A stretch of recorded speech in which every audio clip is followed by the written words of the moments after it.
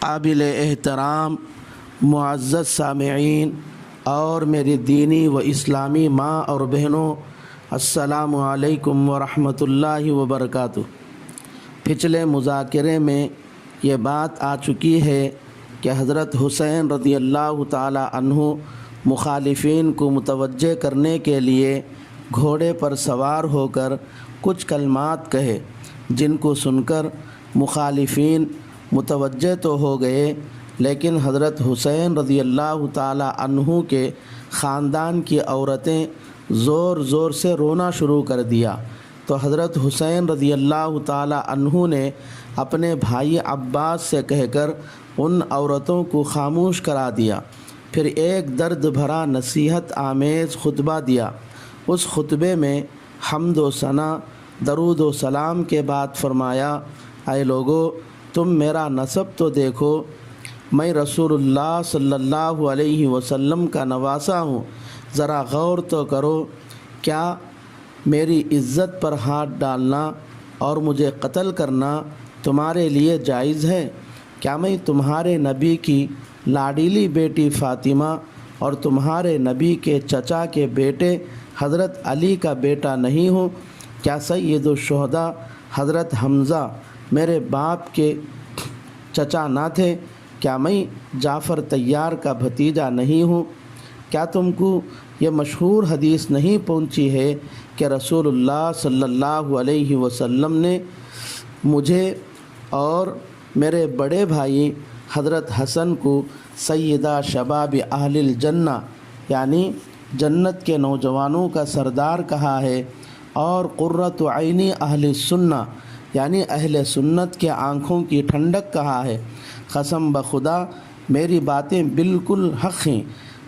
جب سے میں نے سنا ہے کہ جھوٹ بولنے سے اللہ ناراض ہو جاتا ہے، تو اس وقت سے میں نے کبھی بھی جھوٹ نہیں بولا ہے۔ اگر تم کو میری بات کا یقین نہیں ہے تو تمہارے درمیان اب بھی ایسے لوگ موجود ہیں جو میری بات کی تصدیق کر سکتے ہیں، ان سے معلوم کر لو۔ جابر بن عبداللہ سے پوچھو، وہ میری بات کی تصدیق کریں گے۔ ابو سعید سے پوچھو، وہ میری بات کی تصدیق کریں گے۔ سہل بن سعد سے دریافت کر لو، وہ بھی میری بات کی تصدیق کریں گے۔ زید بن ارقم سے معلوم کر لو، وہ بھی میری بات کی تصدیق کریں گے۔ انس سے پوچھو، وہ بھی میری بات کی تصدیق کریں گے، کیونکہ یہ تمام حضرات اس بات کو رسول اللہ صلی اللہ علیہ وسلم سے سنا ہے۔ کیا رسول اللہ صلی اللہ علیہ وسلم کی یہ باتیں تم کو میرا خون کرنے سے روکنے کے لیے کافی نہیں ہیں؟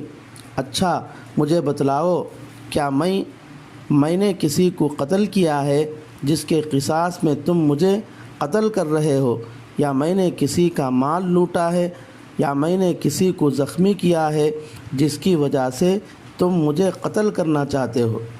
اس کے بعد حضرت حسین رضی اللہ تعالی عنہ نے کوفہ کے رئیس لوگوں کو ان کا نام لے لے کر پکارا، جنہوں نے حضرت حسین رضی اللہ تعالی عنہ کو کوفہ آنے کے لیے خط لکھے تھے۔ آواز دی، اے شیس بن ربعی، اے حجاز ابن الحجر، اے قیس بن اشعث، اے زید بن حارث۔ یہ سب وہ لوگ تھے جو حضرت حسین رضی اللہ تعالی عنہ کو کوفہ آنے کے لیے خط لکھے تھے۔ اس لیے حضرت حسین رضی اللہ تعالی عنہ نے ان سے پوچھا، کیا تم نے مجھے کوفہ بلانے کے لیے خط نہیں لکھے تھے؟ ان لوگوں نے جھوٹ کا سہارا لیتے ہوئے کہا، ہم نے تم کو کوئی خط نہیں لکھا۔ اس پر حضرت حسین رضی اللہ تعالی عنہ نے ان لوگوں کے لکھے ہوئے تمام خط نکال کر دکھایا اور کہا کہ پھر یہ سارے خط کس نے لکھے؟ اس کے بعد حضرت حسین رضی اللہ تعالی عنہ نے ان سے فرمایا، اے لوگو، اگر میرا کوفہ آنا تم کو پسند نہیں ہے تو مجھے چھوڑ دو، میں کسی ایسی جگہ چلا جاؤں گا جہاں مجھے امن ملے۔ قیس بن اشعث نے کہا، حسین، تم عبید اللہ ابن زیاد کی بات کیوں نہیں مانتے؟ وہ تمہارے ساتھ کوئی برا سلوک نہیں کرے گا۔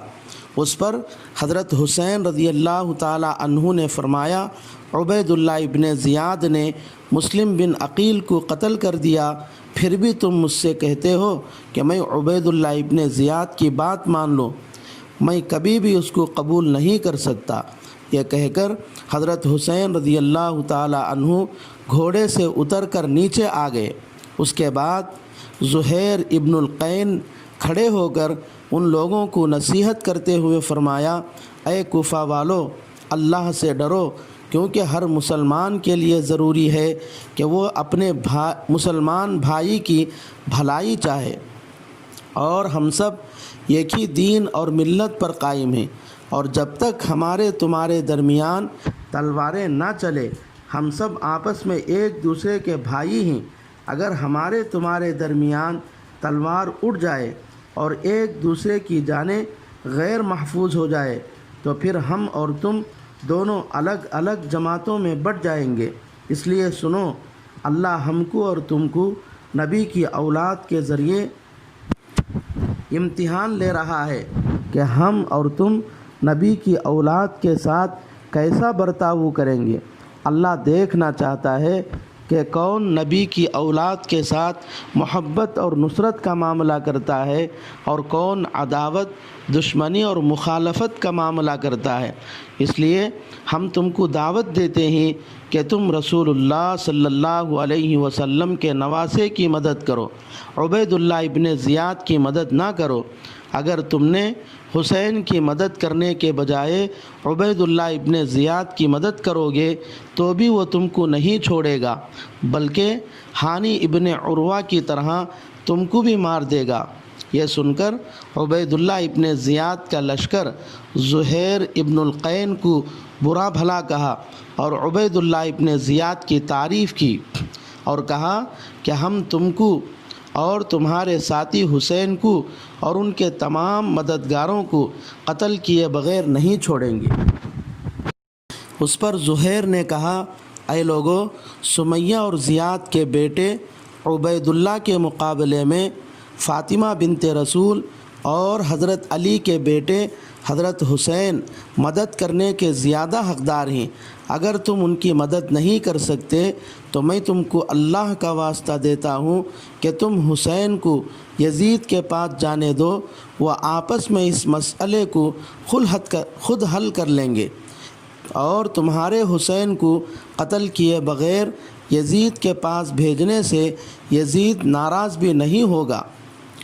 زہیر بن قین لوگوں کو سمجھا ہی رہے تھے، بدبخت شمر نے تیر چلا دیا اور کہا، تو اپنی زبان بند کر اور خاموش رہ، کیونکہ تو نے ہم کو تھکا دیا۔ اس پر زہیر نے کہا، تو صحیح اور حق فیصلہ کرنے کے لیے تیار نہیں ہے، اس لیے میں تجھ کو آخرت کے عذاب کا مستحق سمجھتا ہوں۔ اس پر شمر نے کہا، تو اپنی اب جان کی فکر کر، کیونکہ تو اور تیرے ساتھی ابھی تھوڑی دیر میں مرنے والے ہیں۔ زہیر نے کہا، تو مجھے موت سے ڈراتا ہے؟ ارے کمبخت، سن، حسین کے ساتھ مرنا تیرے ساتھ جینے سے لاکھ درجے بہتر ہے۔ پھر زہیر لوگوں کی طرف متوجہ ہو کر بلند آواز سے کہا، عباد اللہ، لا یخرجنکم عن دینکم بعد الحلف الجافی، اے اللہ کے بندو، یہ جھوٹی قسمیں اور دھوکہ باز غداروں کے وعدے تم کو اپنے دین سے نہ نکال دے۔ واللہ لا ینال شفاعت محمد قوم احرقوا ماء ذریتہ، قسم بخدا کل قیامت کے دن وہ قوم نبی کی شفاعت نہیں پائے گی جو آپ کی نسل کا خون بہائے۔